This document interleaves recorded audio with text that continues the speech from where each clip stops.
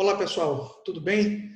Dando continuidade, então, aqui ao nosso programa de Direito Constitucional, vamos continuar falando sobre o controle de constitucionalidade e hoje vamos falar sobre uma exceção que ocorre no controle preventivo.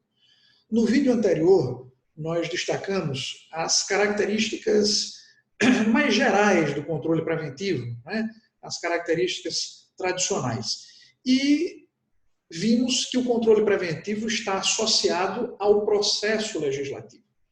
Na medida em que o objetivo do controle preventivo é impedir a entrada de uma norma inconstitucional no sistema, né, isso só pode ser feito, obviamente, enquanto a norma ainda não ingressou, ou seja, enquanto ela ainda está sendo elaborada e, portanto, durante o processo legislativo. Né? Uma situação muito comum que vocês podem se deparar, né, na doutrina, os livros abordam isso com muita propriedade, né, numa prova de concurso, numa prova da OAB, numa prova de estágio, numa prova na faculdade, na graduação, é em relação ao controle preventivo jurisdicional. Então, em algum momento, você pode se deparar com alguma questão que indague a você se o controle preventivo pode ter caráter ou natureza jurisdicional.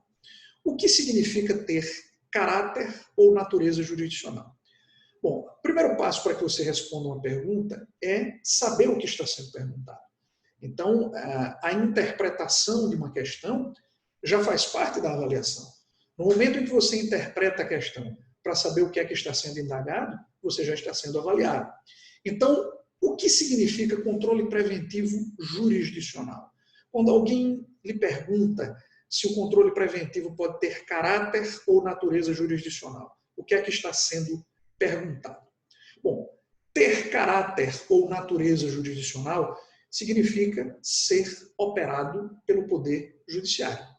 Então, o controle preventivo pode ser operado pelo Poder Judiciário? Bom, num primeiro impulso, a sua resposta inicial seria o quê? Não. Por que não? Porque na medida em que o controle preventivo tem como objetivo impedir a entrada de uma norma inconstitucional no sistema, ele precisa ser operado durante o processo legislativo. Como o judiciário não participa do processo legislativo, então ele também não opera controle preventivo. Só que, na verdade, existe uma exceção, que é plenamente admitida pelo Supremo Tribunal Federal. Que exceção é essa? Quando, na hipótese da criação de uma emenda constitucional, no processo legislativo de uma emenda, haja a finalidade, através dessa emenda, de suprimir uma cláusula pétrea. Então, imagine, por exemplo, que uma PEC foi apresentada perante o Congresso Nacional e o objetivo dessa PEC é, por exemplo, acabar com a forma federativa de Estado, que é uma cláusula pétrea. Né?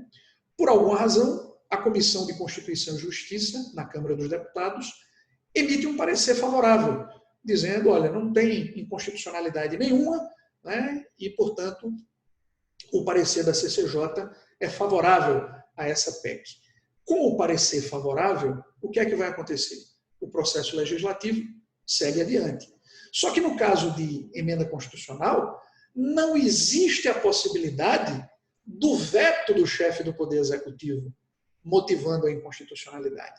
Por quê? Porque o processo legislativo de uma emenda constitucional prevê, nos termos do parágrafo 3º do artigo 60, que, uma vez aprovada a PEC nas duas casas, em 2 turnos, por 3/5 dos votos dos respectivos membros, a emenda à Constituição é promulgada pelo próprio Congresso Nacional. Então, ao contrário do que ocorre com um projeto de lei, por exemplo, em que, uma vez aprovado pelo Poder Legislativo, esse projeto é encaminhado ao chefe do Executivo, no caso de PEC, aprovada a PEC dentro das formalidades previstas pela própria Constituição, a PEC é promulgada como emenda constitucional, com o respectivo número de ordem, pelo próprio Congresso Nacional. Então, em tese, nesse exemplo que eu mencionei, caso a PEC possua uma inconstitucionalidade e essa inconstitucionalidade não seja reconhecida, digamos, pela Comissão de Constituição e Justiça, em tese, você teria que aguardar o trâmite regular do processo legislativo, aguardar essa PEC se transformar em emenda, ingressar no ordenamento jurídico e, portanto, operar o controle repressivo.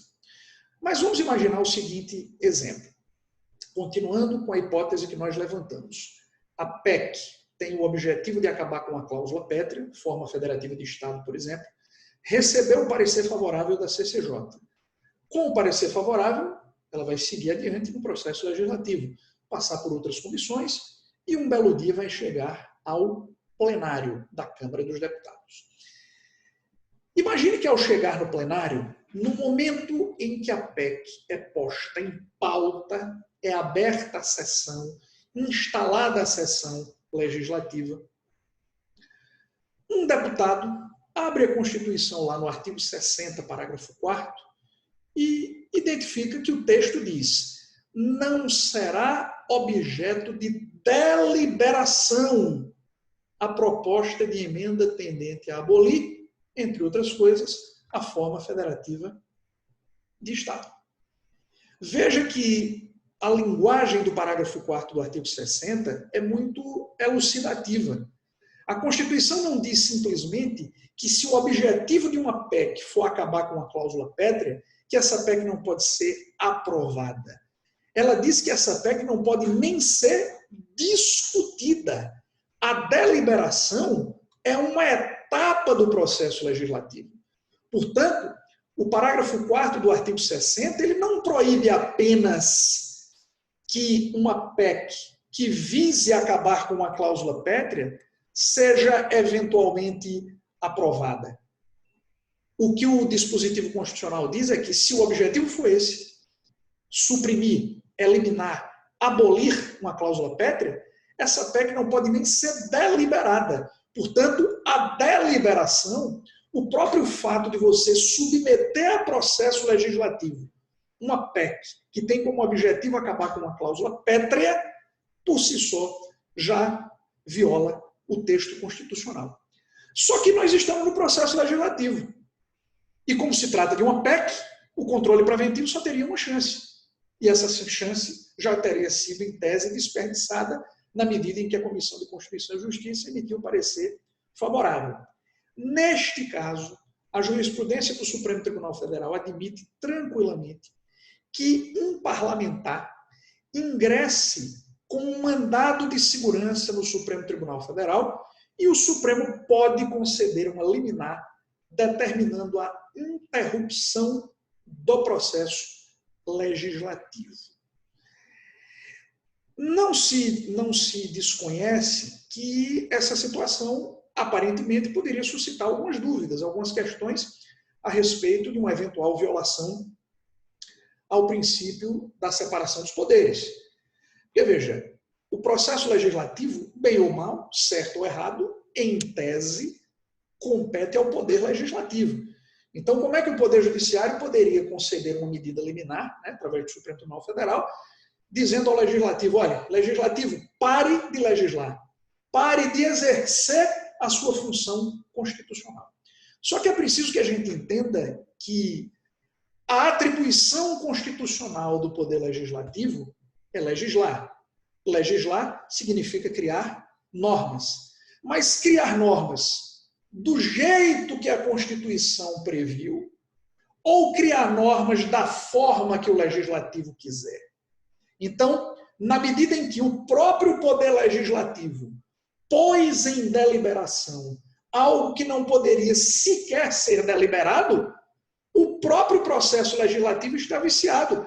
E o Poder Legislativo, portanto, extrapolou o seu papel. Extrapolando o seu papel, né, saindo da sua competência constitucional, aí não só o Supremo Tribunal Federal pode, como deve intervir, determinando a suspensão do processo legislativo. Obviamente, como se trata de um mandado de segurança, né, é preciso que se observe a legitimidade ativa. Né? Por que é que esse mandado de segurança não pode ser interposto por um cidadão comum? Ele tem que ser proposto por um parlamentar. Porque o parlamentar tem o direito líquido e certo a um processo legislativo rígido, a um processo legislativo de acordo com o texto constitucional, a um processo legislativo que atenda às determinações constitucionais. Na medida em que o processo legislativo está viciado, né, se violou um direito líquido e certo de um parlamentar e, portanto, gerou para ele essa possibilidade. Né? Lembrando que essa exceção só é admitida, primeiro, no caso de emenda constitucional, no caso de uma PEC, né?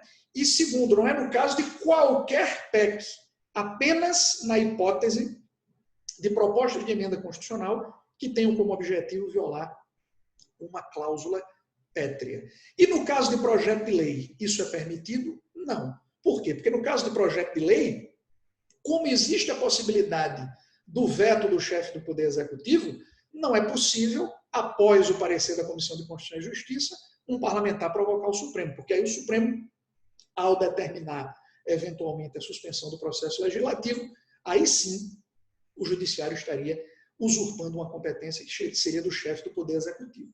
Portanto, o controle preventivo pode ter caráter ou natureza jurisdicional? Depende. Em regra, não. Porque, em regra, o controle preventivo só pode ser operado por quem participa do processo legislativo. Como o judiciário não participa do processo legislativo, então, em regra, ele não opera controle preventivo. Excepcionalmente, isso é possível. Em que hipótese? Quando se estiver diante do processo legislativo de uma emenda constitucional em que o objetivo seja abolir, eliminar uma cláusula pétrea.